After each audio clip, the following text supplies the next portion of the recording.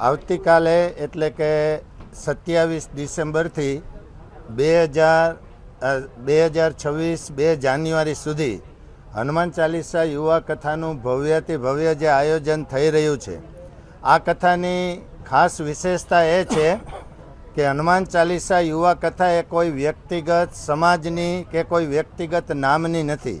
આ કથા એ સમગ્ર રાજકોટ વાસીઓની કથા છે. એ ઉપરાંત કથાની ખાસ વિશેષતા એ છે કે વિશાળ જગ્યાની અંદર આશરે 50,000 જેટલા કથાનું રસપાન કરી શકે એવી ચેરની વ્યવસ્થા કરવામાં આવેલી છે. 120 ફૂટ જેટલી વિશાળ LED છે, જેમાં 3 લાખ વોટની સાઉન્ડ અત્યંત આધુનિક એવી સિસ્ટમ છે, જેના દ્વારા 6D સાઉન્ડની ઇફેક્ટ છે એ પણ લાવી શકાશે. એ ઉપરાંત કષ્ટભંજન દેવની આબેહૂબ કૃતિ એ આ સભા મંડપની અંદર જે તૈયાર કરવામાં આવેલી છે, જેમાં કષ્ટભંજન દેવના દર્શન કરી સમગ્ર રાજકોટવાસીઓ એ ધન્ય થશે.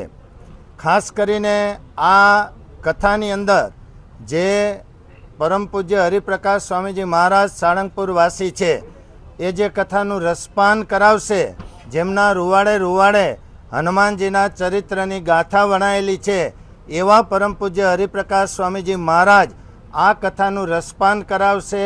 એમાંય ખાસ વિશેષતા એ છે કે આ કથાનું 1 વીક સુધી જે રસપાન કરાવશે, એમાં પરમ પૂજ્ય હરિપ્રકાશ સ્વામીજી મહારાજને કોઈ પણ પ્રકારની ભેટ સોગાદ કે કોઈ રોકડ દાન છે આપવામાં આવતું નથી.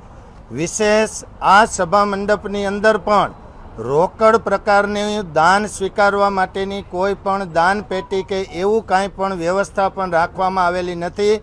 માત્ર ને માત્ર કથાનો ઉદ્દેશ એ છે કે સમગ્ર રાજકોટ વાસીઓના દીકરા અને દીકરીઓ સત્યના માર્ગે ચાલે, હિન્દુ સંસ્કૃતિને ફોલો કરે અને પોતાના મા બાપ, કુટુંબ અને સમાજના સાચા દીકરા અને દીકરીઓ બને, એ ઉદ્દેશથી આ ભવ્યથી ભવ્ય હનુમાન ચાલીસા યુવા કથાનું આયોજન કરવામાં આવેલું છે.